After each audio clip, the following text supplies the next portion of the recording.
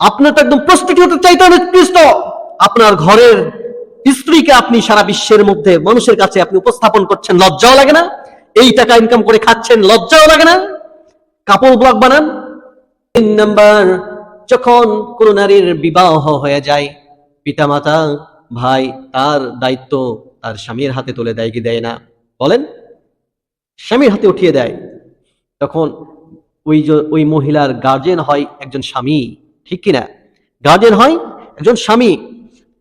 এই স্বামী যদি সেই তার স্ত্রীকে বিবাহ কবুল করার পর থেকে নিয়ে শুরু করে তার স্ত্রীকে কোরআন, ইসলাম, আল্লাহর হুকুম আহকাম অনুযায়ী পরিচালিত না করে, তাকে যদি নামাজি না বানাই, পর্দাশীলা না বানাই, তাকে যদি আল্লাহ রাব্বুল আলামিনের পথে পরিচালিত না করে, আমার ভাইয়েরা, কাল কিয়ামতের দিন ওই স্বামীকে কাল কিয়ামতের ময়দানে আসামির কাঠগড়ায় দাঁড়াতে হবে। বলা হবে, কেন তুমি তোমার স্ত্রীকে আল্লাহ রাব্বুল আলামিনের বিধান অনুযায়ী পরিচালিত করো নাই? ঠিক কিনা বলেন? কিন্তু বর্তমানে যদি তাকাই, বর্তমানে যদি আমরা দেখি, কি দেখি?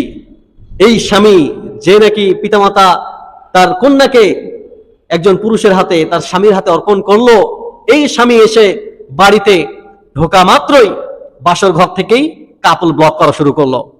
আছে না নাই? সকলে হাসতেছেন। হ্যাঁ, কাপল ব্লক করা আছে না নাই? স্বামী স্ত্রী দুজন কাপল ব্লক করে না? এটা কি জায়েজ না? কাপল ব্লক জায়েজ।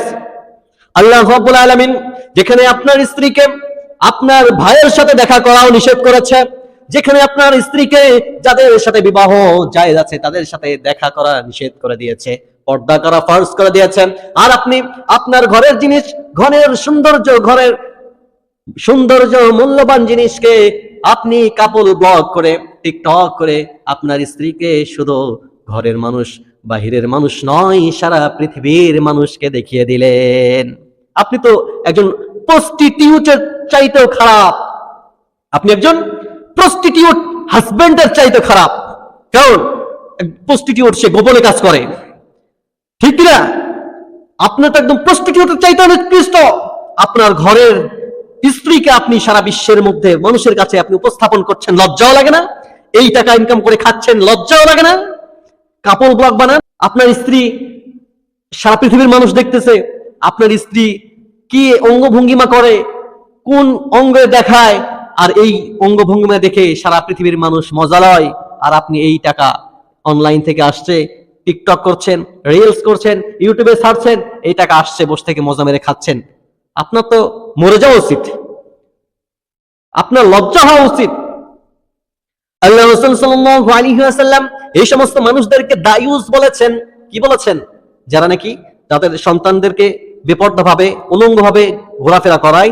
যে স্বামী নাকি তার স্ত্রীকে উলঙ্গভাবে, বেপর্দাভাবে ঘোরাফেরা করায়, তাকে পর্দা করায় না, সারা পৃথিবীর মানুষের সামনে টিকটকে, ফেসবুকে, এরপরে ইউটিউবে দেখায়, এদেরকে আল্লাহ রাসূল সাল্লাল্লাহু আলাইহি ওয়াসাল্লাম দায়ুস বলেছেন। দায়ুস, দায়ুস। আল্লাহ রাসূল সাল্লাল্লাহু আলাইহি ওয়াসাল্লাম বলছেন, লা ইয়াদখুলুল জান্নাতা ওয়া লা ইয়াজিদুনার রিহাহা। এরা তো জান্নাতে যাবেই না। জান্নাতের সুঘ্রাণ হাজার হাজার বছরের দূরত্বের পর থেকে জান্নাতীদের নাকে আসবে, জান্নাতীরা জান্নাতের সুঘ্রাণ পেতে থাকবে।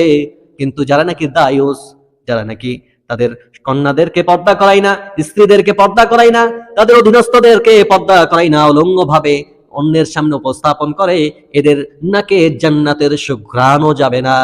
জান্নাত তো যাবেই না, জান্নাতের সুঘ্রাণও তাদের নাকে যাবে না। নাউজুবিল্লাহ বলেন।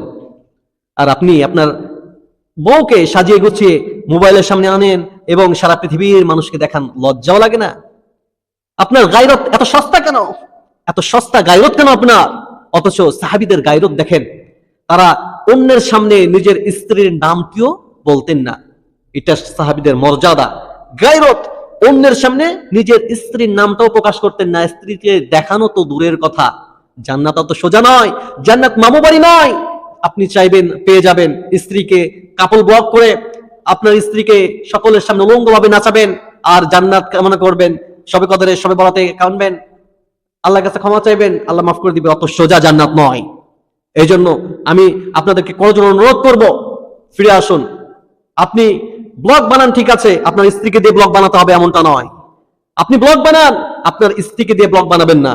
কাপল ব্লগ বানাবেন না, আপনার স্ত্রীকে আপনার ঘরের সৌন্দর্যকে সারা পৃথিবীময় দেখাবেন না। আল্লাহ রাব্বুল আলামিন আমাদের প্রত্যেককে বুঝদান করুক। আল্লাহ রাব্বুল আলামিন বলতেছেন, এই স্বামীকে ওই স্ত্রী জাহান্নামে নিয়ে যাবে, ওই স্বামী তার স্ত্রীকে পর্দা করাই নাই, ওই স্ত্রীকে সঠিকভাবে ইসলামের হুকুম আহকাম পালন করার নাই। এই জন্য 3 নাম্বার পুরুষ হচ্ছে স্বামী। একজন মহিলা তার স্বামীকে জাহান্নামে নিয়ে যাবে, তার স্বামী তাকে সুস্থভাবে ইসলামের উপরে পরিচালিত করে নাই। তাই